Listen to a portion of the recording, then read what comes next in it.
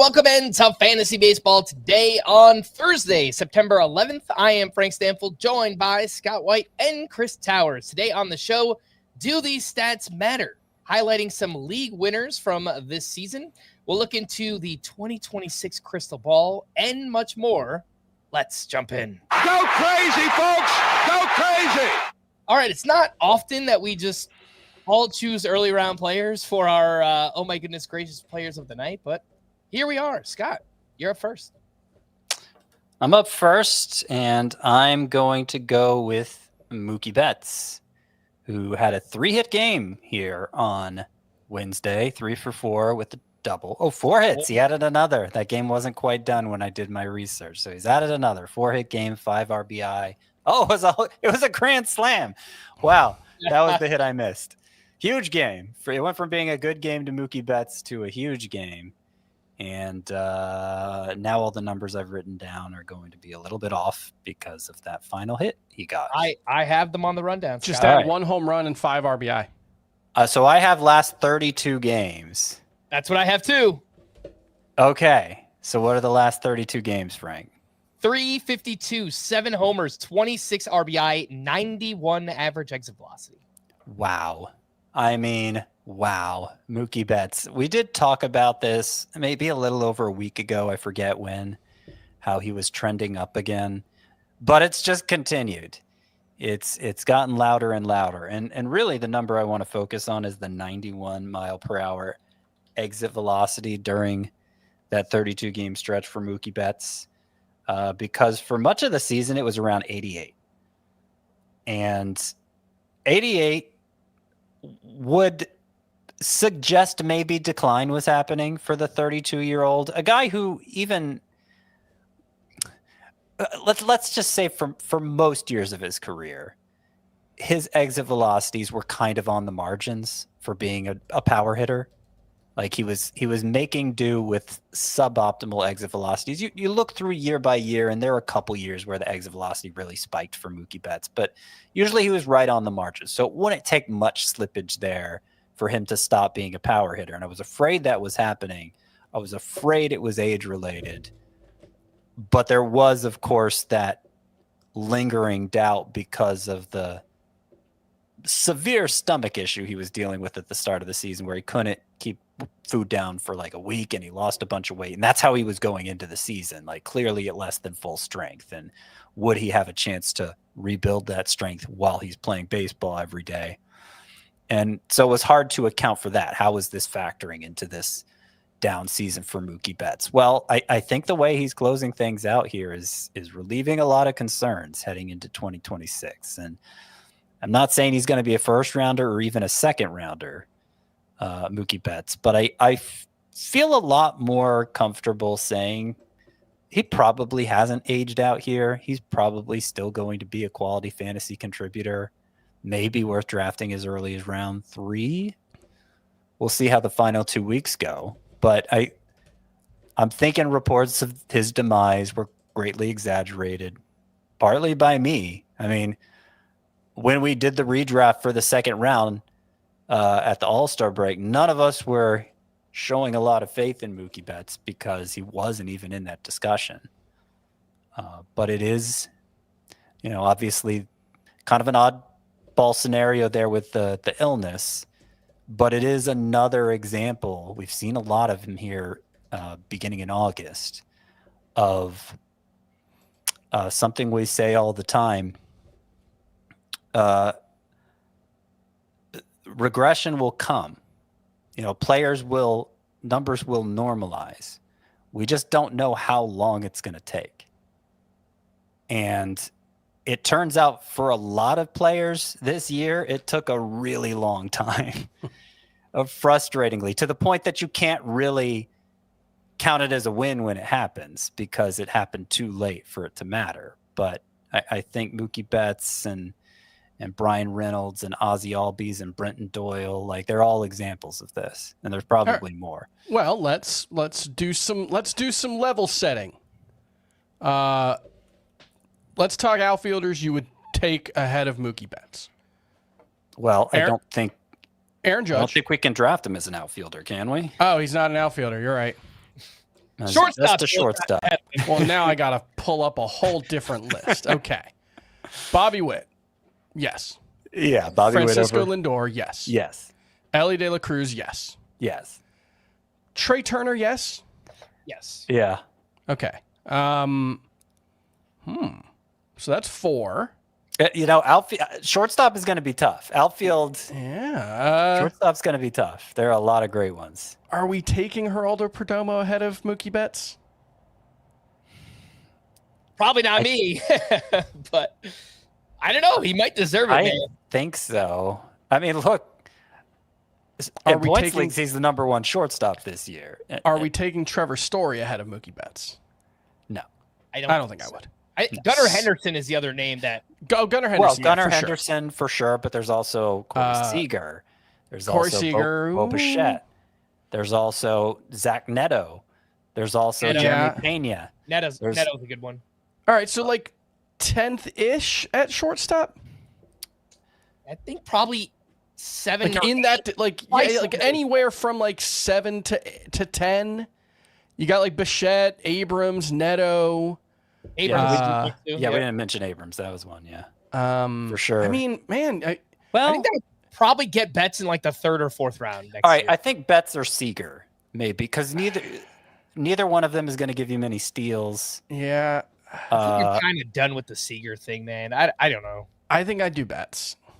I think I'd do Betts over Seager, too. We're 100% sure Betts over Jeremy Pena. Not 100, but I lean Because Betts there. He's still hitting 300. He's going to end up pretty close to 2020. I know he missed like 30 games. He hasn't been as dominant since coming back. Yeah.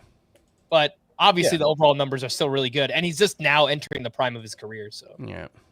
It's a fun discussion. I thought he was older than, isn't he like 27? That's kind of Or prime next age, year? right? That's kind of prime age, right?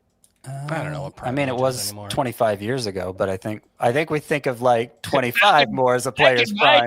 When I was a child. Well, because Scott Boras had that article where Alex Rodriguez was entering free agency at 27, and he was like, "This is what happens when players turn 27." But of course, that was like coming out of the steroids era, where drifted forward. Yeah, it's probably more like toward the younger side. 25-ish. I think it's more 27 is probably more the end of the peak, and that's where you start to see gradual decline or leveling off. You stop projecting upward around then, I think, is the way I would put it. But yeah, I guess just that's my point. Like, I think we just saw maximum Pena this year, and it's more likely he takes a little step back than another step forward.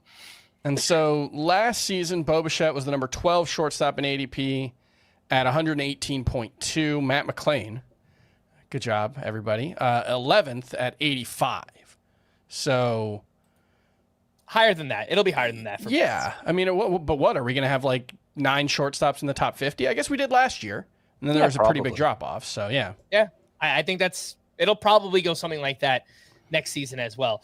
While we're talking about players in their prime, Chris, Juan Soto. This is so funny. Juan Soto hit another homer, stole another base. He has 20 steals in 49 games in the second half. That is like a 66 stolen base pace in the second half for Juan Soto. And I'm writing about this for tomorrow's newsletter. How many players in either format would you definitely take ahead of Juan Soto next season? I think in points it's Judge Ohtani. I think it's in points it's just Judge. It's just Judge, probably. Yeah. In Roto, it might definitely only be Judge and Ohtani, and even Ohtani is, if he's not going to run as much, I think you should probably still take him. But well, what makes it hard, and I think Frank and I had this conversation when you were out, right, Frank? Yeah.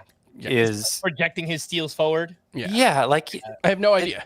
Yeah, me neither. It could be he could steal 5 bases next year, and I don't think it would surprise anybody. Mm-hmm. Like, this came out of nowhere. He hasn't gotten any faster, and he's such a valuable centerpiece in the lineup. just with his on-base skills, forgetting power even, just how often he gets on base. I mean, earned him a $700 million contract. He's so valuable that what good is an extra base every now and then if it increases his chances of injury in the slightest? Like it just seems. Well, it didn't stop him this year, Scott. No, it didn't stop him this year. That's the thing, is that there was no reason. There was no reason for him to steal this many bases this season. Right. I'm just saying that a lot of times when we get these middle of the order bats, and it's like, oh, look, they do everything, even steal bases, they just suddenly stop running one day because it's just not worth it to the team or to them personally to keep taking that risk. And on the other hand, Francisco Lindor has been a more prolific base stealer as a Met than he was as a Guardian. Yeah. Yeah. It's also a time where stolen bases are more frequent across the league. I mean, it could continue. It could.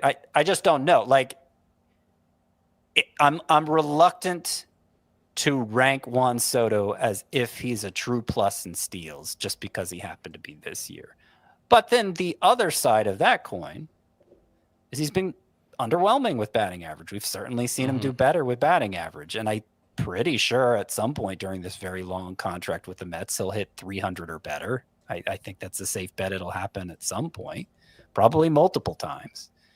And if he does lose some steals there's a good chance he makes up for it with batting average. There's no like natural law that says there has to be that trade-off, but it's a reasonable assumption. There's also he could lose in one area and gain in another. There's no natural law that says he can't do both. True. He could just hit 310 next year and steal 25 bases again. True. I will say, here's what's hard about it. It's actually surprisingly not that rare for a player to go 30-30 and for that to be the first and only time they steal 30 bases in their career. I believe Christian Yelich, that's the case for him. Francisco Lindor, surprisingly, only has 130 stolen base season. He got 29 last year. There were a couple of other ones. Lindor's probably close this year too, right? He needs 2 more, I believe. Yeah. Matt Kemp had a 30-30 season. It was his only 30 steal season. David Wright had a 30-30 season. It was his only 30 steal season. So, like, that is actually not that uncommon. But here's what makes Juan Soto a real outlier. There have been 111 seasons in the StatCast era where a player has stolen 30 or more bases. That is since 2015. And I don't think anybody did it in 2020, so we're probably looking at just 10 or 11 seasons. Of those 111, 108 were at least average in terms of sprint speed. Unsurprising. You generally need to be fast or at least above average in speed to steal a bunch of bases. The 3, Elvis Anderson 2019, who was 39th percentile in sprint speed. Kyle Tucker in 2023, he was 32nd percentile in sprint speed. Juan Soto is 15th percentile in sprint speed. He is by far and away the slowest player to steal 30 bases in a season since 2015 at least. And again, he has 20 in his last 49 games. It's so bizarre that it's almost impossible to actually analyze what Juan Soto is doing just because there's really no precedent for this kind of thing. A player this slow becoming a base stealer 8 years into their career. I'm sure there's some example, but you definitely do not see it. And his previous career high, I think, was 13. So it's just, he's already doubled that, more than doubled that. So here on September 11th, I am setting the over-under next season at 19.5 for Juan Soto. Do with that what you will. Yeah, I think that's a good place to take it, and I have no idea what I would take. I'd bet the under. Oh, that's what a good over-under should do, is make it a struggle. Getting back to your original question, though, of how many players do you take over him, I feel like beyond Judge and Ohtani, who's even in the discussion, like Bobby Witt, assuming that he's going to bounce back a little bit from what was kind of a disappointing season from him, is in the discussion, I guess. Jose Ramirez is in the discussion. Yeah. Do you put I don't think you put Ronald Acuna in the discussion. I don't think you put Kyle Tucker in the discussion anymore. We'll see how Acuna finishes the season. I think that if he goes off and hits 5 homers in the next 2 weeks, well, yeah, I could. But he's just stopped randomly stealing bases. Well, yeah, not randomly, I guess, but he's just suddenly stopped stealing bases. Yeah, he only has 6 on the season, and they all came in like kind of a 3 or 4 week span right before he got hurt, if I'm remembering correctly. So, yeah, I think I would set the over-under for both Acuna and Soto next season at 19.5. And I have no idea what to do with either of them. Acuna's faster. He's also a guy not as fast as you'd think for a guy who in terms of sprint speed, even when he stole, what was it, 73 bases? He was like 66% on the sprint speed, if I'm remembering correctly. He's just a great base runner, and suddenly Juan Soto is as well. I think like the Mets coaching staff is, I think obviously a big part of that, and Lindor being more aggressive, I think that's part of it as well. This is clearly an organizational thing. Remember, I'm completely blanking on the GM's name. David Stearns was the GM of a very aggressive Brewers base running team as well. So I do think there might be something there. But I still have no idea. It just doesn't feel right to expect a 15th percentile base runner to be in the top 10 in stolen bases again. Yeah. I think we gotta move on from this. It's a fun conversation, but there's a lot of other things to talk about. Let's take a quick break. When we return, I have some things that I want to get to, and then we'll get into the news and notes. We'll do that right after this. You can't count on Derek's tong skills. Oh, Tony, I think it hit the ground. But you can always count on Sundays with the NFL on CBS and Paramount Plus. All right, 3 big topics here I want to quickly hit on. Blake Snell, the Dodgers pitching trifecta against the Rockies here. He was awesome. 6 shutout innings, 2 hits, 2 walks, 11 strikeouts, 22 whiffs on 104 pitches. Had everything working here. We saw what Glasnow did. We saw what Emmett Sheehan did. Last 2 starts before this for Snell were subpar. He had 3 walks in each of those. I think he's still just a must-start pitcher, but I'll just throw it out there because I had some people ask me this week.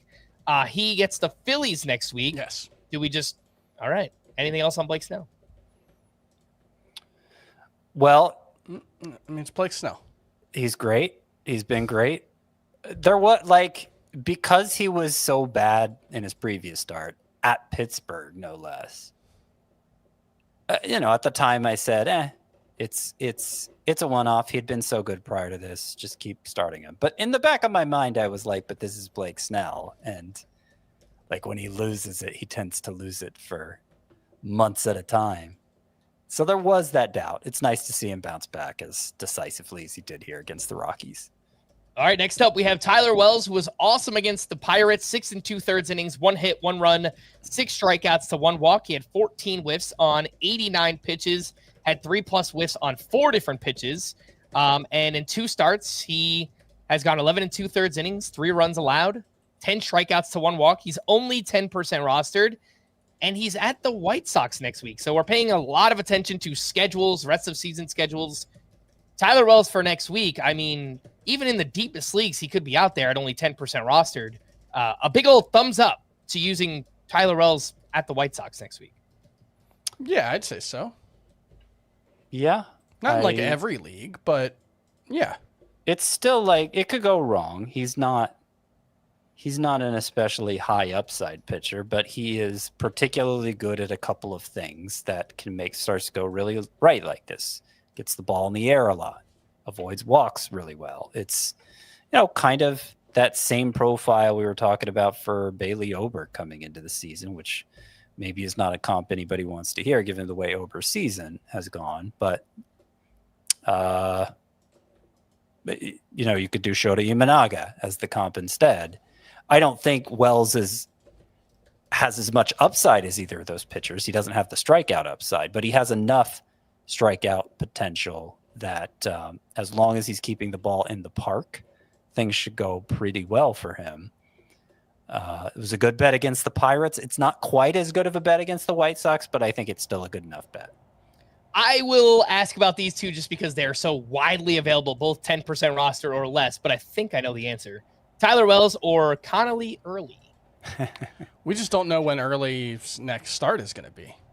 They were non-committal when asked about it today. So I certainly think Early is the more talented pitcher, but based on what I know right now, I guess I'd have to go with Wells because I know he has a good matchup.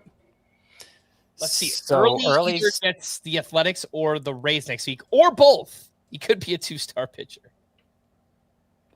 He could be. Yeah. And I mean, the way Peyton Toley's start, he actually did start here on Wednesday, even though they said he wouldn't start in his next outing. But it was a 2-inning start for Peyton Toley against the Athletics. Was not totally unexpected.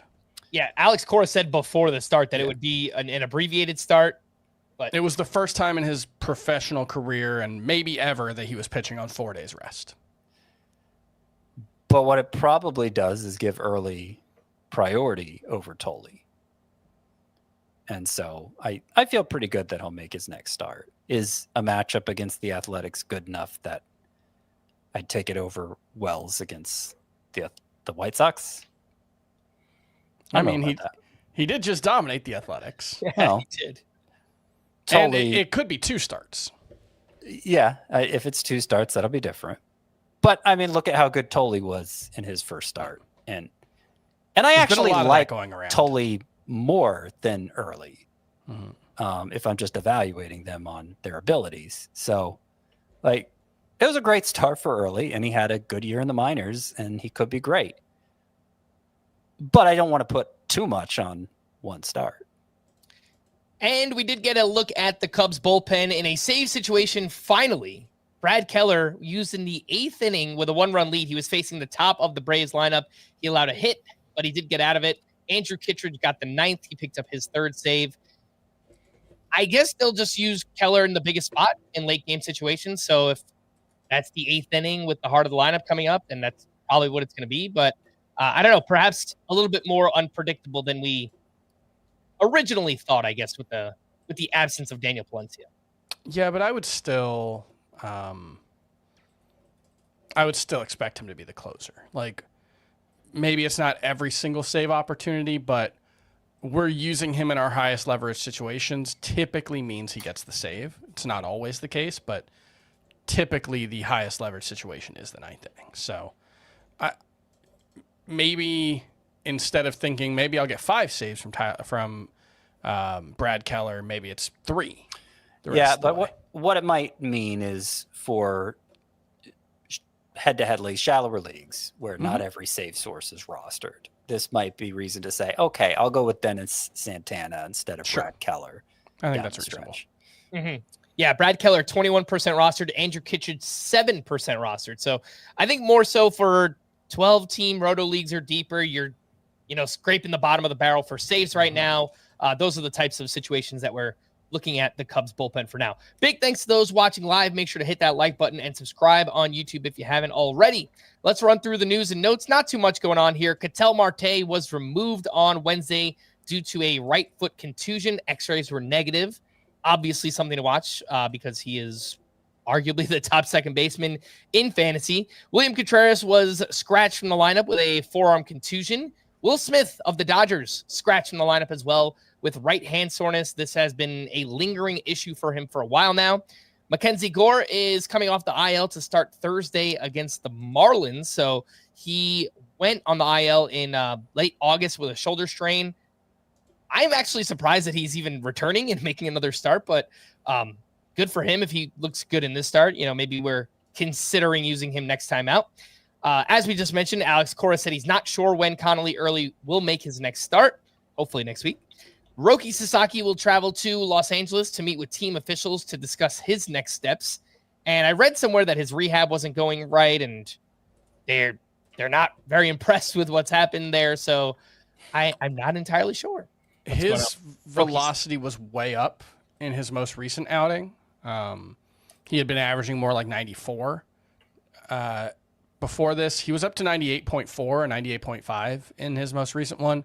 But if you look at like the various stuff models out there, I think the TJ Stats stuff model had, even sitting 98.5, had it as like a 55 on the 2080 grading scale, which is just barely above average, which kind of highlights the issue for Roki Sasaki as currently presenting himself, because basically he needs to have elite velocity to have a decent fastball.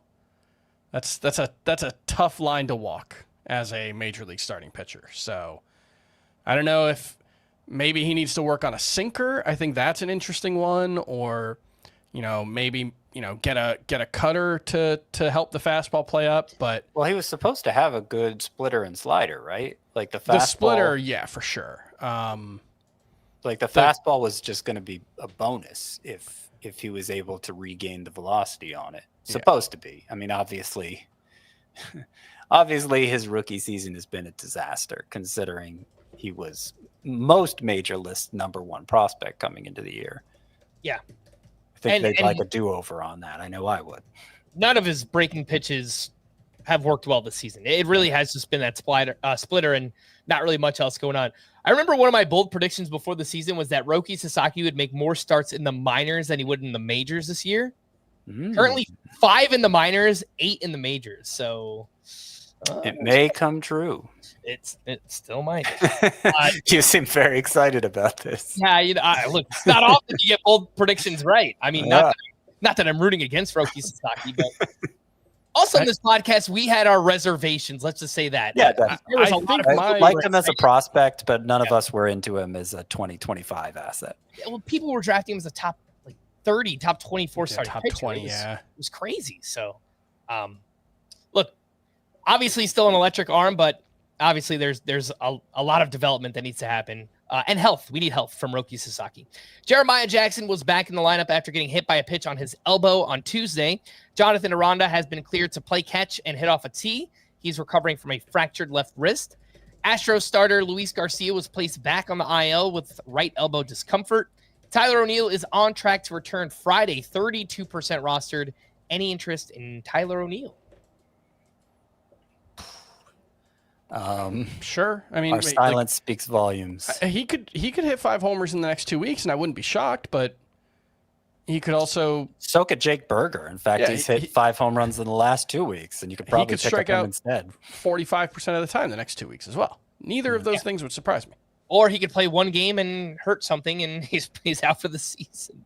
Tyler Valley will make another rehab start on Friday. Mason Wynn has been diagnosed with a meniscus tear in his right knee that will require offseason surgery, but he plans to continue playing through it this season. I wonder how long he's been dealing with this, and maybe it's contributed to him not running like he said he wanted to coming into the year, but I don't know. We kind of have this idea. It's only 2 seasons of Mason Wynn, but he's kind of just a 10-10, 15-15 kind of guy. I think he's fast enough and talented enough to steal more, but we just have not seen any indication of that happening.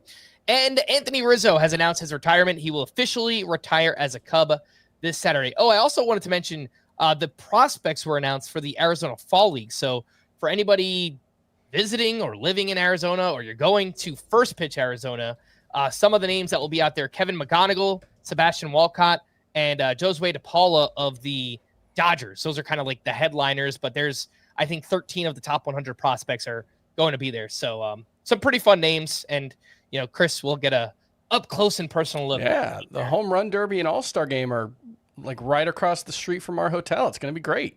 The Home Run Derby is dangerous, man. Bring your glove, but also bring football gear, because wherever the ball is landing, there's like a mosh pit to try and catch the ball.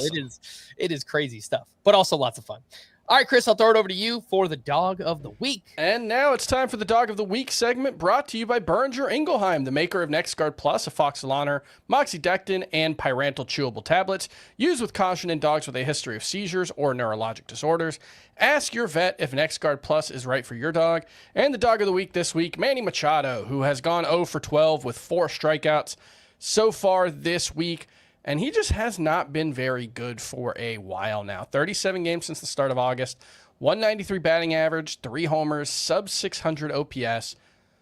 The weird thing is he's still hitting the ball hard. And the batted ball profile hasn't really changed, Mm-hmm. I was looking into his month-by-month splits on Baseball Savant, and his expected WOBA in the month of August was like 260, which is horrible. That's a really bad mark. With a 93.4 mile per hour average exit velocity and a pretty typical launch angle, strikeout rate was up 24% in the month of August. That's much higher than we usually see from Manny Machado, although not so alarming. Not that high in a vacuum. Yeah. Not a guy who's hitting the ball 93, 94 miles per hour. Yeah. On I don't have a good explanation for why things have gone sideways for Manny Machado. I mean, you could see if it was a lot of ground balls, but that's not even the case. He's putting the ball in the air like 45% of the time during that time. Not a lot of infield fly balls. When you look at all the potential red flags for a hitter over a bad stretch, none of them really pop for Machado. And I wouldn't be that concerned if they did, because he's Manny Machado. Like, maybe if they were all going wrong at once, it's like, oh, this guy's getting kind of old. I don't know. But none of them are going wrong. I think all that's happened to Manny Machado since the start of August is baseball. Baseball's happening to him. And I wouldn't worry in the slightest, especially since he plays the position with probably the fewest alternatives. Like, I can't imagine sitting Manny Machado, even if he played I don't know who you would shortstop do it for. But he's also 33 years old, and his OPS by year, including this year, 790, 797, 781. So this is kind of who Manny Machado is in the grand scheme of things, not what he's been since the start of August. But when you look at the totality of his season, this is kind of who Manny Machado is. So perhaps just some natural regression, maybe a little bit of bad luck here for Manny Machado. Scott, we chose the wrong day to wear our Padres shirts, man. I've got the home run Hermanos on. Well, one of these Hermanos hit a home run today, Fernando Tatis. Should I go get my hat? I got a Padres hat I could throw on. I didn't realize I was missing out. Yeah. Oh, you didn't get the text beforehand? You know what? This is my biggest fear. Everybody's invited to a party except for Chris. They're all laughing about it. All right. Yeah, we're a bunch of Padres fans here. Oh, sorry. Go ahead. Well, no. I threw off your timing. I messed it up. I'm sorry. That's okay. That was the Dog of the Week segment brought to you by Berger Ingelheim, the maker of NexGard Plus, Foxalaner, Moxidectin, and Pyrantel chewable tablets. They provide next-level parasite protection against fleas, ticks, heartworm disease, roundworms, and hookworms, all in a tasty beef-flavored soft chew. Use with caution in dogs with a history of seizures or neurological disorders. Dogs should be tested for existing heartworm infection prior to starting a preventive. Ask your vet about NexGard Plus chews. All right, let's take our final break. When we return, I want to take a look at 4 hitters who have been some of the biggest league winners this season. We'll do that right after this. The crowd loves champions. Gladiator 2 is an epic spectacle. Remarkable! To amuse you is my only wish. The glory is yours, not mine. Very good. Gladiator 2, rated R. Now streaming on Paramount Plus. Welcome back in Fantasy Baseball today. Some of this year's league winners across the board. Just a ridiculous season for Geraldo Perdomo. I don't know what else to say. 2 for 4 with a sock in the shoe here on Wednesday. His 18th homer, his 25th steal. He's batting .284. He's got 90 runs, 93 RBI, and 832 OPS. He entered Wednesday as the 21st best player in Roto, the 7th highest scoring hitter in head-to-head points leagues. His preseason NFBC ADP, 435.3. Crazy. It is crazy. And like, we expected him to regress the other way eventually. And it's just gotten better and better. The second half has been so much better than the first. And the first had already vaulted Geraldo Perdomo into must-start territory. Like I said, he is the #1 shortstop in points leagues this year, ahead of Bobby Witt, ahead of Francisco Lindor. In Roto leagues, I'll look up really quickly, at least according to CBS, Perdomo is 6th. That's actually lower than I was expecting. But it's still really good. 6 is still really high, especially at that loaded position. And it's happening in a multitude of ways where he can afford to give up some batting average. He can afford to give up some home runs and still remain really productive player. So I don't think he's going to get much credit in drafts next year. That is my assumption as of now, especially given all the great shortstop alternatives.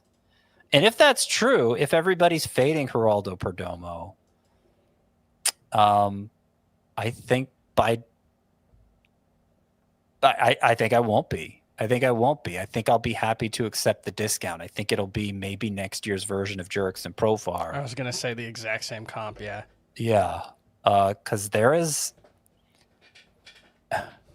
I don't exactly buy everything at face value, but there's enough good here that I could see him just like I said, remaining a quality option in fantasy, even if he gives something back.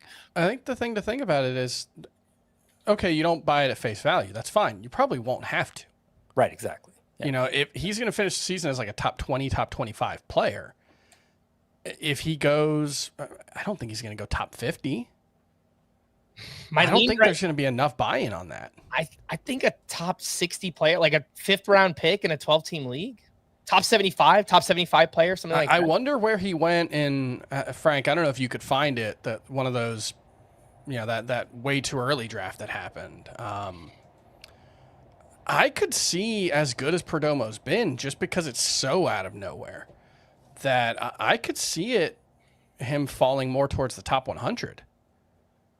It's so hard to have these conversations because there's where would we rank him, and then where do we think other people will rank him, and one of those is already hard enough without like actually doing the ranking, but then trying to predict what other people will do is really hard. But this is one where and then the other thing, it becomes kind of a speak it back to yourself, because like I think we underestimate our influence a lot in these discussions. Like, oh, what's everybody else going to do? And early on, it's like, oh, it's so different than we thought. But like, we can talk it back in the direction we want it to go, because we're the most listened to fantasy baseball podcast. Yeah. And so I think sometimes we lose sight of that. But anyway, continue. He's going to have... I might be way off here. So this way too early draft that happened, it's called the Meatballs draft. It's done by Rob DiPietro, Deadpool Hitter on, I believe, all social media. But lots of great players in a 15-team draft.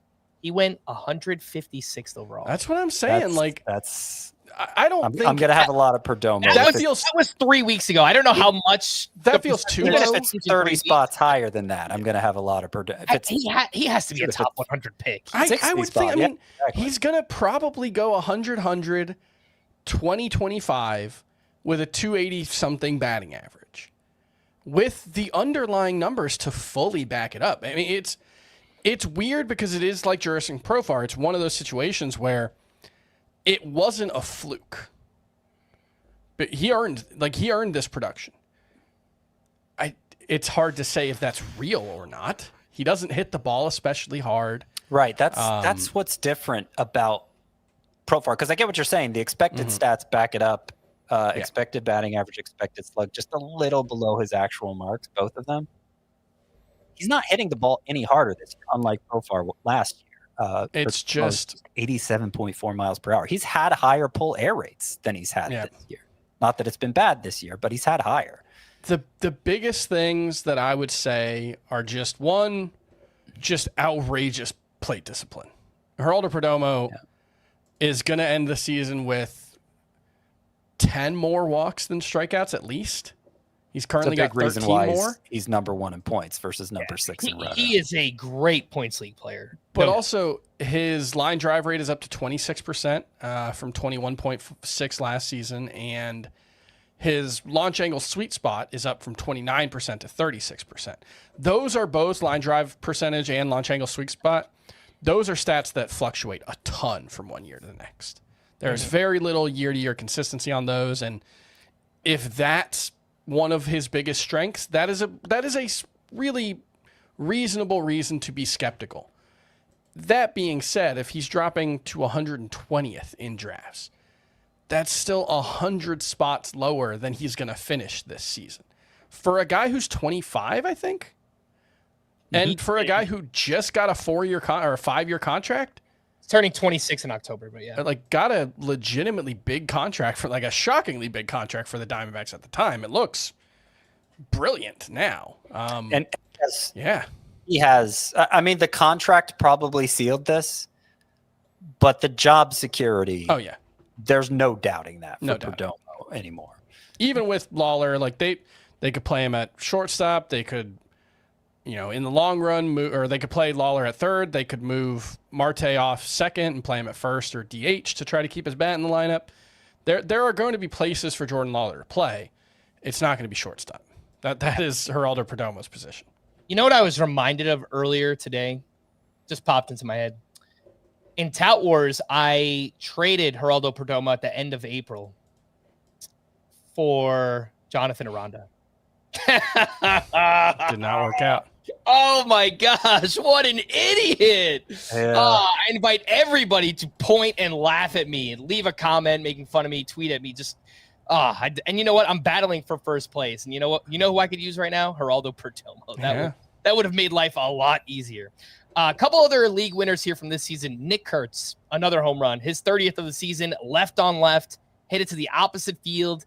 He's up over 300. He's got a 1023 OPS. His preseason ADP, 474. He was likely picked up in most leagues. Legitimate league winner. Byron Buxton, 1 for 3 with his 31st homer. He also has 22 steals and OPS over 900. All of that in 111 games, averaging 3.8 fantasy points per game entering today. That is the same amount as Corbin Carroll, and it trails only Aaron Judge, Juan Soto, and Kyle Schwarber. His preseason ADP was 218. And Zach Neto, he's already up to 25-25. He missed the first month of the season, and his ADP was 194.7.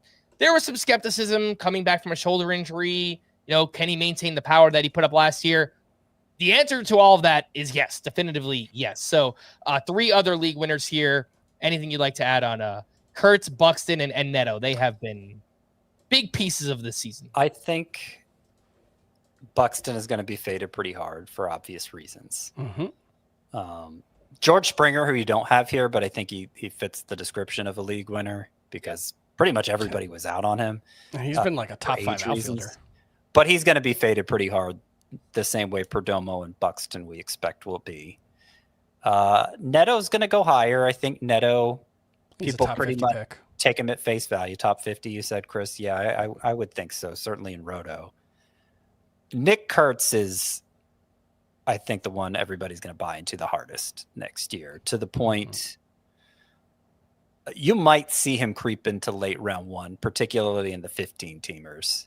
Probably more like an early second rounder, but I would guess the top first baseman off the board, Vladimir Guerrero, would go in about the same vicinity, and it'll be a close call between those two, Kurtz and Guerrero.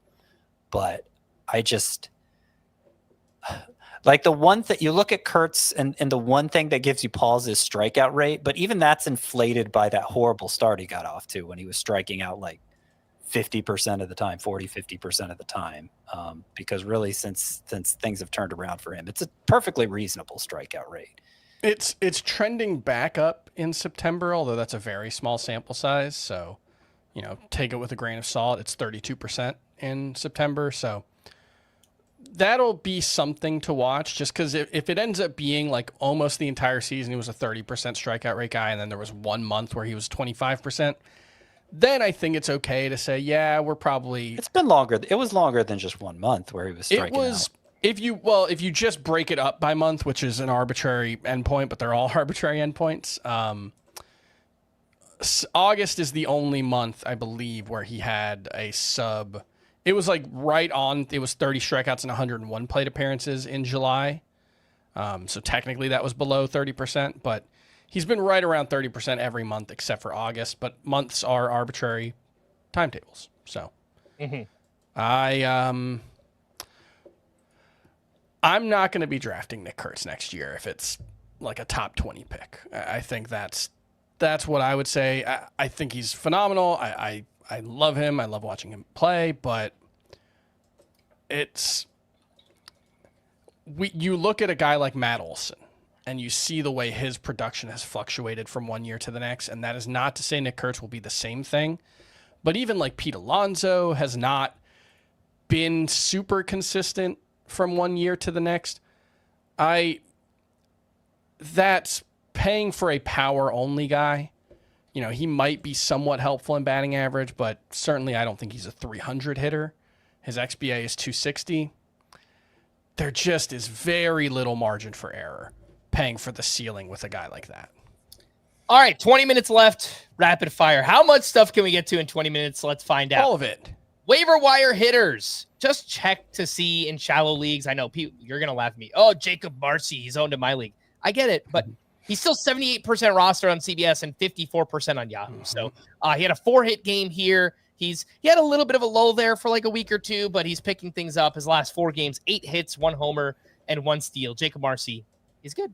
Kyle Manzardo stayed hot in the second half, hit 280. He's hitting 282 with 11 home runs, 30 RBI, and a 923 OPS. 51% rostered still seems too low to me on Kyle Manzardo. I feel like maybe I've said this for somebody else. Has he been playing against lefties? Maybe that was Josh Lowe who I looked at. Manzardo has, last I saw, he has played against every lefty. Since Chris they has waived brought it up Carlos a lot Santana. recently, but maybe when you weren't here. Yeah.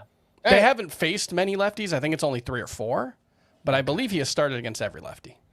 Okay. It's last. He has started against 3 of the last 4 lefties there. Kyle Manzardo.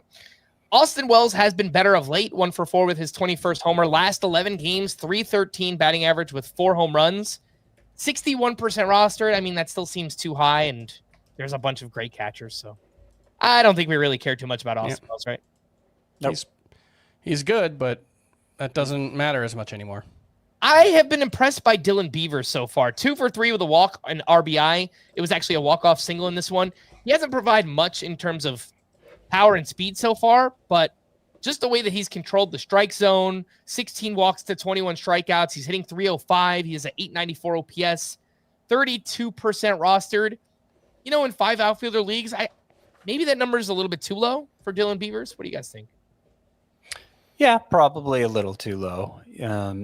He has not hit for much power, like you said. The exit velocities have run lower than expected, but the plate discipline looks terrific. I think he's giving you a lot of reason for optimism next year, even if he doesn't quite reach the threshold of being startable in a 5 outfielder league yet.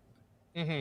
And he has only started against 1 lefty so far, so pay attention to that. If there's lefties on the schedule, probably do not want to use Beavers. I used him in a league this week because they were facing all righties, and so far it's worked out. Do these stats matter? Do these games matter? Let's find out. Eduardo Rodriguez, a great start at the Giants, 6 1/3 shutout innings with 6 strikeouts. He has 3 quality starts in a row, 0.49 ERA, 0.98 WHIP.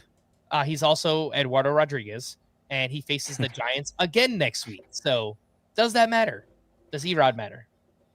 I mean, you're in a bad spot if you're counting on him. He has had 3 good starts in a row. I noticed, and I pointed out in his previous one, the induced vertical break on his fastball took it from kind of the median range to the low range, which was a good sign. He got a lot of whiffs on it, and maybe this is something he's doing different. But it returned to normal in this one. Eduardo Rodriguez still got a good result, but now there's not really anything that I can sink my teeth into there saying, oh, this is why. So I think I'd be wary of a good 3-start stretch from this guy. Andrew Benintendi hit another home run over his last 15 games. He's hitting 379 with 5 homers and a 1094 OPS, 25% rostered. Chris, does this matter? Andrew Benintendi. No, it's Andrew Benintendi. Come on. No. Right. Like, whatever. He's a major league caliber hitter, so he will go through stretches where he is productive, but there is no reason to believe that Andrew Benintendi is suddenly a good major league hitter. I think he's probably more startable in a 5 outfielder league than Beavers. That was the next question. I think I'd rather take the chance on Beavers personally.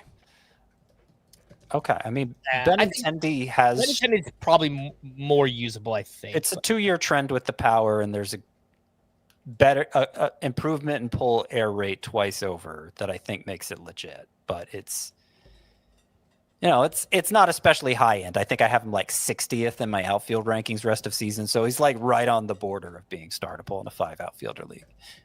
Next up, Taj Bradley, a quality start at the Angels, 6 1/3 innings, 3 runs, 5 strikeouts, but had 18 whiffs on 98 pitches, 10 of those on the fastball.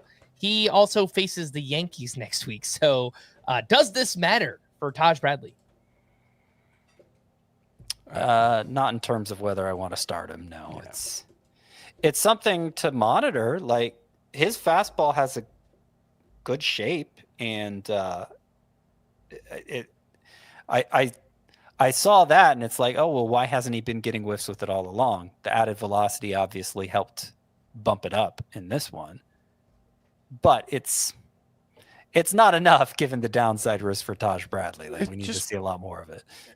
It's not like we haven't seen good starts from him before. I need to see a lot more than 1 start. I need to see a lot more than 2 starts. I probably need to see a lot more than like 5 or 10 starts from Taj Bradley before I trust him.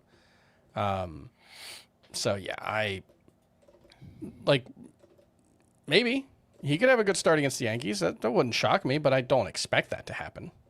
Big game for Jake Berger, 2 for 3 with a double dong, 3 RBI, all of that off of Freddie Peralta here.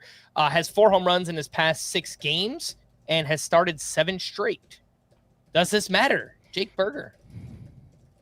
Sure. I just brought him up earlier. If you're looking for cheap power off the waiver wire, I think he's a better source of it than Tyler O'Neill, for instance.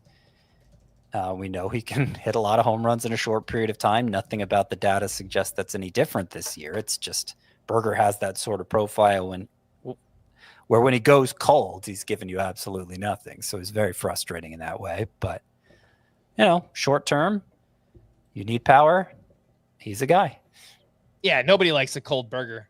Would you rather Jake Berger or Kyle Manzardo? Manzardo. It will probably be matchup dependent.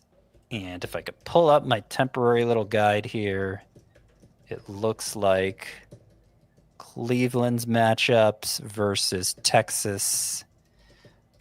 Texas's look better for both of the remaining 2 weeks. So I will give the edge to Berger. Sorry, that was probably more time than that question deserved. Jason Alexander, a great start at the Blue Jays, 7 shutout innings with only 3 strikeouts here, but has done a good job limiting hard contact lately. Last 7 starts, a 2.20 ERA and a .98 whip, and looks like he might line up for 2 starts next week against the Rangers and Mariners. Jason Alexander, does this matter?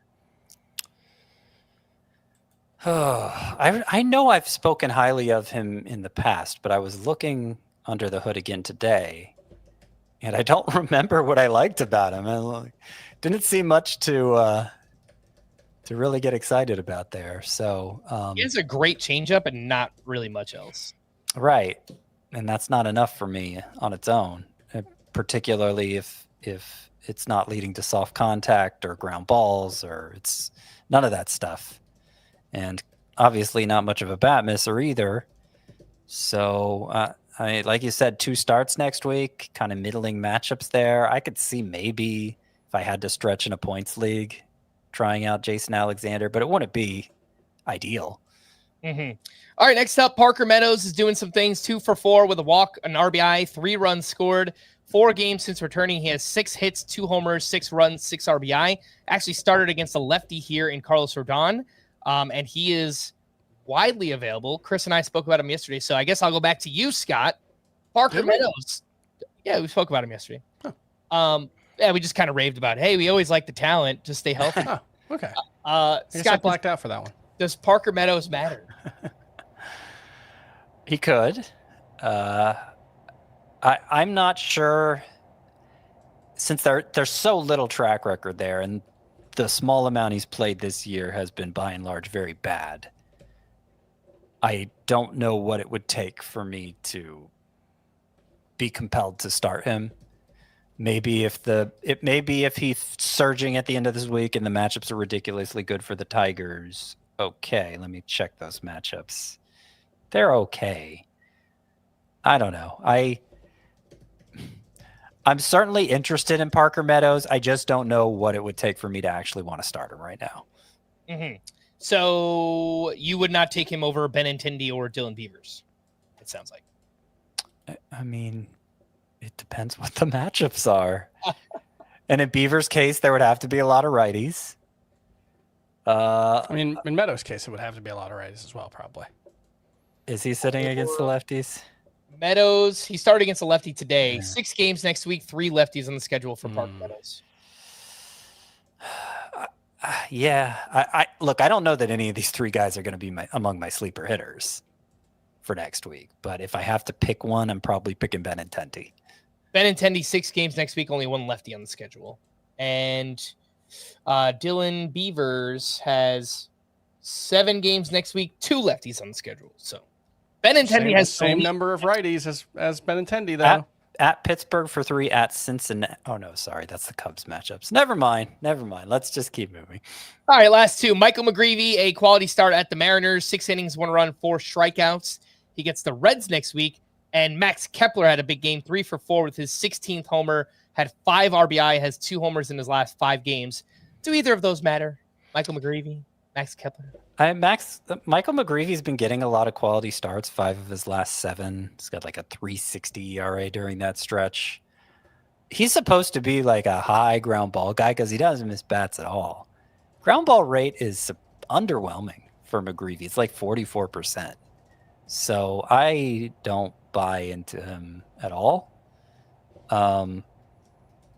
As for Kepler, I just want to point out not so much Kepler, but his teammate, his outfield mate, who also had a good game here today by the name of Brandon Marsh, 3 for 5 with 2 home runs. He's batting .542 in September. He's batting .287 overall now. His strikeout rate, Brandon Marsh, has been way down this year. And that was always the big issue for him because he ran the sort of strikeout rates that would normally ruin a player, and he managed to survive in spite of it. Now he's kind of doing well because it's more like a 25% strikeout rate. Still not playing much against lefties. I don't know that he matters that much, but I have a little more hope for Brandon Marsh. Lefties too. Yeah. He's got 2 extra base hits and 74 plate appearances against lefties. It's another one where it's just look at the schedule and see. It's in deeper leagues. If he's got righties on the schedule, then you can go with a Brandon Marsh right now. All right, we had ourselves a good old-fashioned pitchers duel out in San Diego. It's time to duel! Andrew Abbott up against Nick Pivetta. Abbott, 8 innings of 1-run ball, had 6 strikeouts with 15 whiffs on 102 pitches. Nice bounce back after his previous 3 starts were pretty rough. And Nick Pivetta, 7 shutout innings with 8 strikeouts. The bullpen came in and immediately blew the win for him. And has a quality start in 5 of his last 6 and has allowed 2 earned runs or fewer in 13 of his last 14 starts. That is Nick Pivetta. Anything to add here, Chris, on Andrew Abbott or Pivetta? Pivetta, it was a 4-year contract he signed with the Padres, right? He's not going anywhere. That sounds right. Yeah, he's got 3 years left. That's the major concern for me with Nick Pivetta is just how dependent he seems to be on having a good home park, and he has a good home park and should for the foreseeable future. So, yeah, he's is Nick Pivetta going to be a top 20 starting pitcher next year? There's no way that goes poorly. I mean, I don't think he will be. One good season out of 10 is. I think I could see him. He'll be drafted as like a top 25 SP. I think low end SP2, high end SP3, something like that. Yeah, I don't know. It'll be fascinating to see. But this is the type of pitcher to buy when his stock is really low, and then the next year when you have to, draft him as your SP2 or 3. I'll look the other way. I just, as much as we all thought there was some certainly sleeper, maybe breakout potential here in San Diego, and it's worked out really well. He's a 32-year-old. He's going to be 33 on opening day. He's had 1 good season at the major league level. It's not to say he hasn't had stretches where he's been useful before, because obviously he has. But, yeah, this is definitely one where I think there's some inherent volatility that make it not necessarily the smartest thing to buy Nick Pivetta coming off his best season ever. Mm-hmm. All right, next up, we did have some confusing starts here. I'm not going to specifically run through all of them, but I'll just mention the names here, and if there's anything that kind of stood out to you, anything you'd like to talk about. Paul Skeens, good start, limited to just 64 pitches. Kind of weird, kind of annoying for fantasy. Freddie Peralta, rough outing at the Rangers, 5 runs allowed over 5 innings pitched. Also threw 113 pitches in that one. Yuri Perez, 5 2/3 innings, 3 runs. We're still kind of waiting for Perez to get back on track. He has a 7.84 ERA and a 139 whip over his last 7. Jack Flaherty shut down the Yankees because, of course, he did on the road. It's just, he is the bane of my existence, Jack Flaherty. And Peyton Toley, a short outing at the Athletics, 2 innings, 2 runs, 2 strikeouts, 2 homers allowed. As we mentioned, Alex Cora did say this would be a shorter outing for Toley, but, if he's making starts like this, I don't know that it really matters for fantasy the rest of this season. So anything to add on these confusing starts here? Extremely Brian Cox as Logan Roy in Succession voice to the Pittsburgh Pirates. You are not serious, people. It's just like... Probably not. Like 64 pit. Like, what are we saving him for? Like, I get it. They have nothing to play for, so it doesn't matter. For the Dodgers in 2 years. But, like, it's just so annoying that they're just so clearly not trying to win games. And again, it doesn't matter if they're terrible. They're going to win fewer games than they did last year, which I think was one of my bold predictions before the season. So take that, Pirates. It's so frustrating to watch a team with a player like Paul Skeens just punt. And they lost this game, by the way. Yeah, they punted 2 whole seasons with Paul Skeens making the minimum. He's going to win the Cy Young, and I think do they get a? I don't think they get a compensatory pick for that, right? It has to be when he's a rookie. Or maybe it's within the first couple. No, it's within the first. It's during his club control years. Oh, so yeah, they're going to get a pick out of it too. So.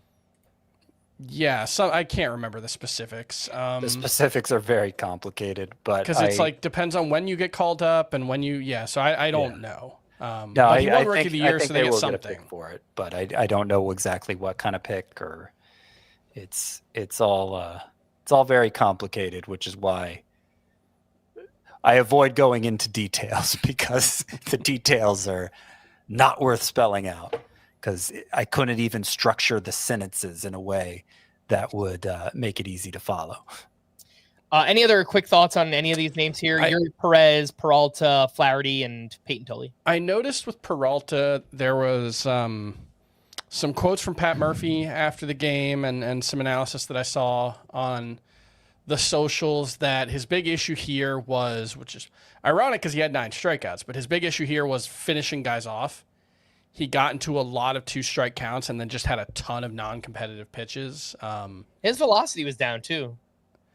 Yeah, that's worth noting. Between 1 and 1.5 miles per hour, it's notable. It's the end of the season. I think is he at a career high already in innings? If not, he's very close. I know he was approaching that recently. He's probably 1 start away from a career high in innings. So. Could be running out of steam, could be a little bit of regression, but he's been so good this season that I don't have too much concern about it. But Peralta, I'll kind of tag Peralta with the Dylan Cease tag that I've given him, where I will happily buy Peralta when his price is depressed, as it was coming into this season. I'm probably out on Freddie Peralta next season when his price is probably going to be much higher. There's just a lot of inherent volatility there as well. Couple other quick questions here. Flaherty, 57% started, gets the Guardians and Braves, both at home next week. He has pitched better at home. Are you guys going to start Jack Flaherty? With everything on the line, are you going to start Jack Flaherty next week? I don't want to. Cleveland and Atlanta, I'd start him against those. It could go horribly, but I think I'd lean towards that. I'm looking up those splits because you say he's been better at home. That was a couple of weeks ago. It might be worse now. It was 4.31 ERA at home versus 5.64 on the road. So Beautiful. It's like the thing is, 3 of Jack Flaherty's last 5 starts have been great. But then there's those other 2. Yeah, that's always those other 2. Those pesky other 2. You ever watch that show? That's a good show. The other 2? Watch that show. Never heard of it. Funny show. Yuri Perez is 58% started. He is also in line for 2 starts next week at the Rockies and at the Rangers. Given how fly ball prone he is, I love the talent, obviously. I could see it going really wrong in Colorado to the point where in a roto league, at least, I think that could mess you up. Yeah. It has to be. I'm going to have to rank these guys among the 2-star pitchers next week. Flaherty and Yuri. Well, that's a Scott problem. That's a Scott problem. You two are spared from it. Yep. Well, we'll talk about it tomorrow, so that'll be fun. Yeah. Something else we'll talk about tomorrow. I wanted to get to it today, but we're running out of time. How will the Rays hitters fare next season going back to Tropicana Field? Specifically, wanted to look at Yandy Diaz and Junior Caminero. We'll save that for tomorrow. I think it's an interesting conversation. A couple other hitting leftovers here. Bryce Terang, another homer, his 18th of the season. Shea Langoliers is up to 30 home runs now. Xavier Edwards, a big game, 3 for 4 with his 3rd home run. He was struggling mightily before this one, 120 in his last 20 games. Bryce Harper hit his 25th home run. Carlos Correa, back-to-back games with a homer, has 3 in his past 5, and has performed pretty well here with the Astros. And Nico Horner, a big game, 3 for 5 with 2 steals, having himself a nice September, hitting 351, 1 homer, 3 steals, 941 OPS. Anything on these names before we move it along? I don't think I have anything to add here. Man, my bold prediction of Bryce Terang hitting 25 home runs next year. You got to get it up to 30, Scott. It's going to look pretty tepid the way things are going here, but I'm very high on him. He might be my number 3 second baseman behind just Ketel Marte and Jazz Chisholm for next year. The call to the bullpen for the Rangers. Sean Armstrong entered in the 8th inning with a runner on first, a 2-run lead. He did get out of it. He started the 9th. He struck out 1. He walked 1. He was relieved by Phil Maton, who got the final 2 outs for his 4th save. I still think Armstrong is their highest leverage reliever and will get the majority of their saves moving forward. For the Red Sox, it turns out Aroldis Chapman is human after all. He got the 9th with the game tied. He gave up a run on 2 hits, took his 3rd loss. I think this is the first 2 hits he's allowed in 2 months or something. It's also his first loss since May, so he's been ridiculous. Mm-hmm. For the Angels, Kenley Jansen struck out 2 for his 27th save. For the Royals, Carlos Estevez tossed a clean 9th inning for his 39th save, which leads all of baseball. For the Blue Jays, Jeff Hoffman got the 9th with the game tied. He gave up a solo homer, took his 7th loss. He also has 9 wins and 30 saves. Just a weird season for Jeff Hoffman. His ERA is well over 4, but yeah, it comes with 9 wins and 30 saves and also 7 losses. So I don't know. Man, that's going to be a pretty valuable season, even though It has been. It has been. yeah. I still rank him as a top 5 relief pitcher. It's just some of the ratio stuff. I think it's been a little bit fluky this year, but You'd like that ERA to get down and stay down and stop spiking over and over again. True. Very true. For the Astros, Brian Abreu bounced back. He had a 1-run lead. He picked up his 5th save. And then for the Reds, Emilio Pagan was unavailable. Tony Santillan got the 9th with a 1-run lead. He allowed a leadoff double, but then closed it out for his 6th save of the season. To stream or not to stream on Thursday, we have Johan Oviedo at the Orioles. Cade Povich is facing the Pirates. Ian Seymour is at the White Sox. Shane Smith against the Rays. Christian Javier at the Blue Jays. Ryan Weathers in his return against the Nationals. And Stephen Kolek at the Guardians. I think Seymour's fine. I think Yeah. Javier's fine. Those are probably the only ones I would go I- with. I I know, would Frank, not you like trust- Johan Oviedo. I guess the Blue Jays are without Bichette now, but that offense has been ridiculous for a long while. I don't think I'd trust Javier against them. But I do think Seymour, and who else did you say, Chris? Oviedo at Baltimore? I mentioned him yesterday. I don't love him, man. Won't get more than 5 innings, but he's been pitching well. I think I like Shane Smith against the Rays probably is my second choice to Seymour on Thursday. So opposing pitchers. Time to doodle. It's time to I said it wrong. Sorry. It's all good. And then on Friday, we have Jonah Tong against the Rangers. How about this? Jacob deGrom's return to Citi Field. DeGrom That's against fun. a Mets phenom in Jonah Tong. That's pretty cool. Martin Perez at the Guardians, Brandon Pfaadt at the Twins, Justin Verlander against the Dodgers, Andrew Alvarez against the Pirates. Friday is a rough. Yeah, I know Verlander's been pitching well lately. I can't trust him against the Dodgers. Nope. Especially with the way his they're matchups swinging now. His matchups for the last 2 weeks are very good, so might be worth stashing for those. And then I think is it just Jonah Tong? Is that you know how I feel about Brandon Pfaadt. I'm not like it's a great matchup, and he is capable of good starts. I think was his most recent start good. He had a good start recently, but I have against it. zero faith in him being good. So, I'll take Jonah Tong if you're really desperate. I guess Andrew Alvarez just because the Pirates are bad. Yeah. I don't. Friday's bad. All right, we're going to wrap there. For Scott and Chris, I am Frank. Thanks as always for tuning in to Fantasy Baseball today. Please make sure to follow and leave a 5-star rating on Apple or Spotify. And we will be back again tomorrow. Bye-bye.